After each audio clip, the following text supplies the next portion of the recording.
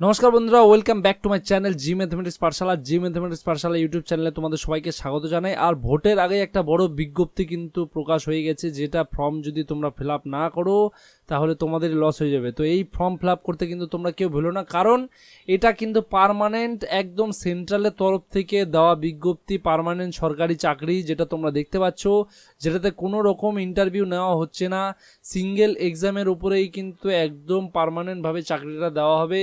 কোনো রকম ফিজিক্যাল টেস্টেরও ব্যাপার নেই।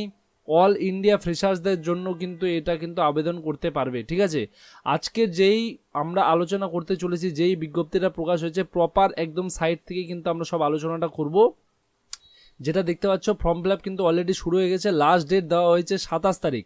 লাস্ট ডেট দেওয়া হয়েছে এখানে দেখতে পাচ্ছ 27 তারিখ কিন্তু লাস্ট ডেট রয়েছে এই পরীক্ষার ফর্ম ফিল আপের, যার স্যালারি রয়েছে কিন্তু 20,000 থেকে শুরু করে 66,000-এর। ঠিক আছে, তো কি আছে বিজ্ঞপ্তিতে টোটাল কিন্তু ডিটেলে দেখবো এখন, চলো দেখাচ্ছি। তো যেমনটা দেখতে পাচ্ছ কিন্তু আমি কিন্তু একদম অফিসিয়াল সাইটে চলে এসেছি। এখান থেকে কিন্তু আমি একটা পিডিএফটা বের করেছি, সেই পিডিএফটা তোমাদের সাথে আমি শেয়ার করছি। দেখো এই যে পিডিএফটা রয়েছে সেটা কোথাকার, রাইটস লিমিটেড থেকে। রাইটস লিমিটেড যেটা কিন্তু সেন্ট্রাল একদম গভর্নমেন্টের আন্ডারে, a government of Indian enterprises. তো সেইখান থেকে কিন্তু দেওয়া হয়েছে এই বিজ্ঞপ্তি, যেখানে নেওয়া হচ্ছে ডেজিগনেশন কি রয়েছে দেখো, অ্যাসিস্ট্যান্ট এইচআর পদে কিন্তু নিযুক্ত করা হচ্ছে। আর যার জন্য কোয়ালিফিকেশন কি লাগছে, মিনিমাম গ্র্যাজুয়েশন এনি ডিসিপ্লিন। ঠিক আছে, গ্র্যাজুয়েশন যে কোনো শাখা থেকে করলেই কিন্তু সম্ভব। আর এখানে ক্যান্ডিডেট বিলঙ্গিং কি বলেছে দেখো, UR EWS category belonging SC ST OBC যারা যারা রয়েছে, applying against unreserved post should have minimum 50% marks. তো 50% মার্কস কিন্তু অবশ্যই লাগবে। যারা ইউআর বা ইডব্লিউএস ক্যাটাগরি থেকে রয়েছে তোমাদের কিন্তু গ্র্যাজুয়েশনের সার্টিফিকেটে কিন্তু 50% মার্কস লাগবেই। আর তারপরে রয়েছে দেখো রিজার্ভড ক্যাটাগরি ক্যান্ডিডেট যারা এসসি এসটির জন্য রয়েছে, তাদের মিনিমাম 45% মার্কস কিন্তু অবশ্যই লাগবে, তাহলে কিন্তু তারা অ্যাপ্লাই করতে পারবে।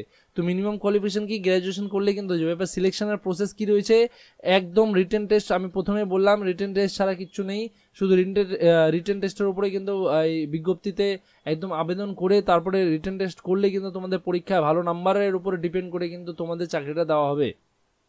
There will be 125 objective type questions carrying on the mark each for duration 2.5 hour, মানে 2.5 ঘন্টার মধ্যে তোমাদের পরীক্ষা নেওয়া হবে। 2.5 ঘন্টার পরীক্ষার মধ্যে 125টা অবজেক্টিভ কোশ্চেন থাকবে। ঠিক আছে, বলে দিয়েছে totally a minimum of 50% marks for UR EWS বলে দিয়েছে। In written test will be required to enable the candidate to be considered for further consideration.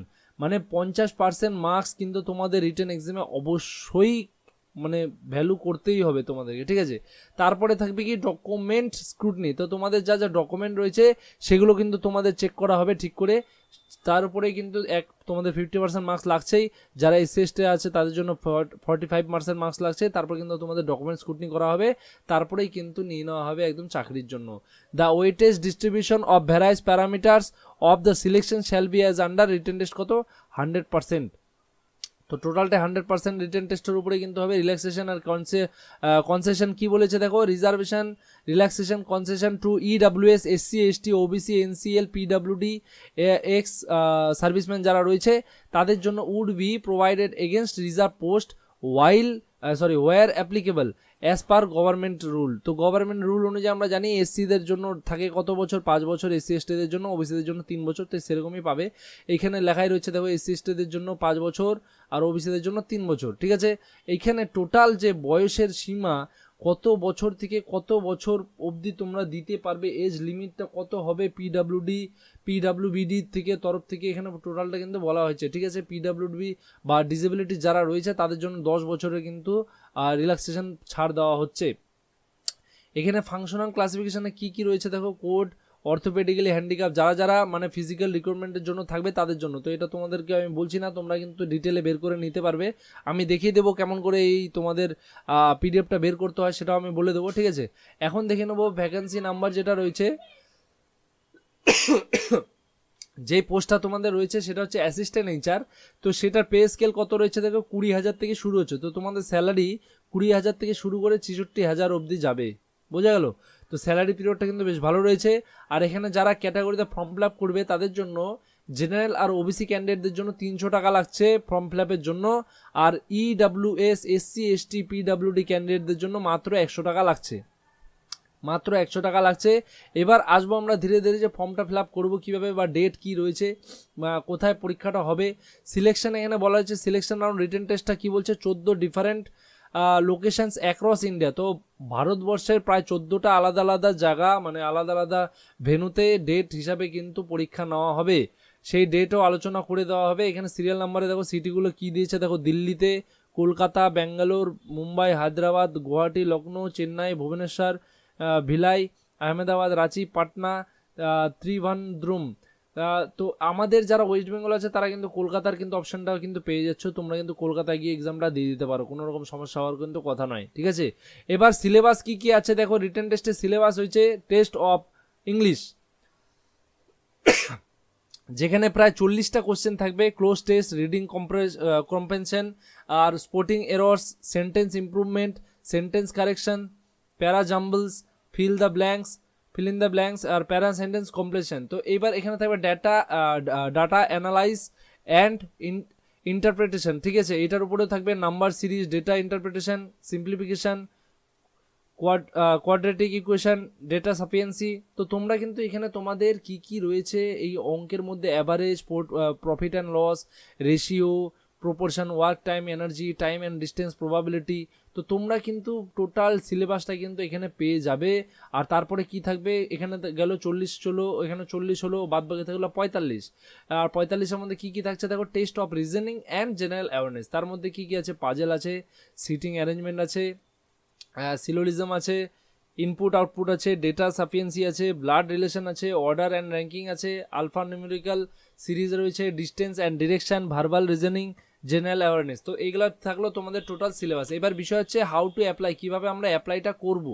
এখানে ওয়েবসাইট দিয়ে দিয়েছে টোটাল www.rights.com, rights.com। এখান থেকে কিন্তু অ্যাপ্লাইটা তোমরা করতে পারবে। কিভাবে করতে হবে আমি তোমাদেরকে দেখিয়ে দেবো চলো।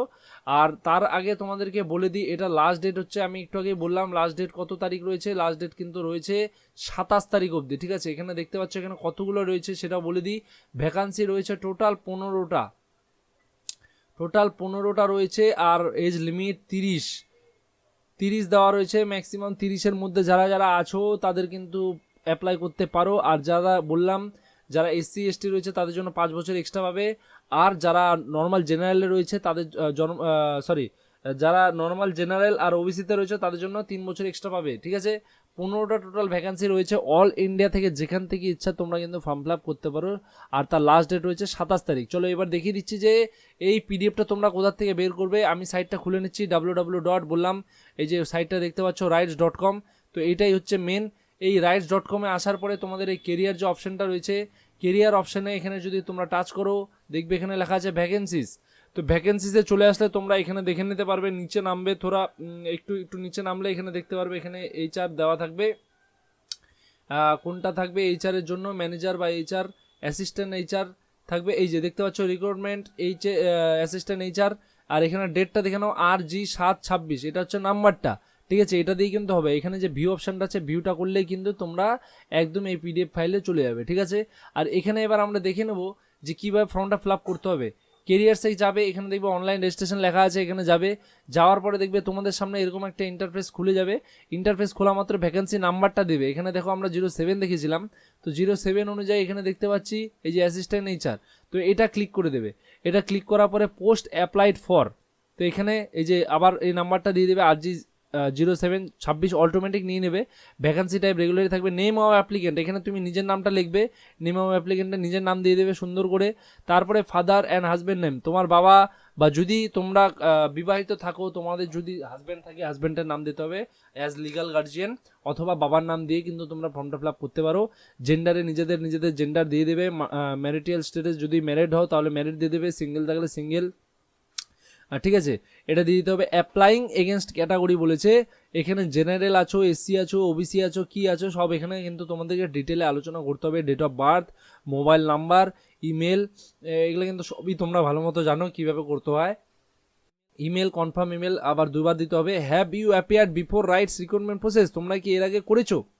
যদি না করে থাকো নো করে দেবে, পার্সন উইথ ডিসেবিলিটি নো করে দেবে, যদি কোনো ডিসেবিলিটিস না থাকে তাহলে এক্স সার্ভিসম্যান না করে দেবে, যেহেতু তোমরা আগে কোনো চাকরি করোনি তো সেই জন্য না করতে হবে।